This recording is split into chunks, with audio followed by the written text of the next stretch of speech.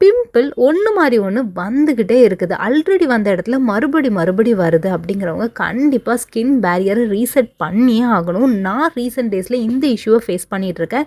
7 டேஸில் நான் இதை நேச்சுரலாக ரீசெட் பண்ண முடியுதா அப்படிங்கிறது தான் டெஸ்ட் பண்ண போகிறேன். ஃபஸ்ட்டு ஃபேஸ் வாஷ் பண்ணிவிட்டு நேச்சுரல் ஆலோவேரா ஜெல் அப்ளை பண்ணுறேன். உங்களுக்கு நேச்சுரல் ஜெல் கிடைக்கல அப்படின்னா நீங்கள் மார்க்கெட்டில் அவைலபிளாக இருக்கக்கூடிய ஆலோவேரா ஜெல்லும் அப்ளை பண்ணிக்கலாம்.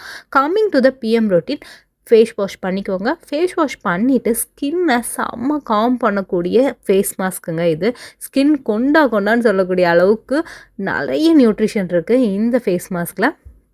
கொஞ்சமாக பனானா எடுத்துகிட்டு அதில் கொஞ்சமாக ஹனி ஆட் பண்ணிக்கோங்க. நல்லா மிக்ஸு கண்டரில் மிக்ஸ் பண்ணிவிட்டு க்ரீமி கன்சிஸ்டன்சி வந்ததுக்கப்புறம் ஃபேஸில் அப்ளை பண்ணிவிட்டு 15 மினிட்ஸ் கழித்து வாஷ் பண்ணிடுங்க. வாஷ் பண்ணதுக்கப்புறமும் நான் வந்து ஆலோவேரா ஜெல்லை தான் மாய்ஸ்சரைசராக யூஸ் பண்ணியிருக்கேன்.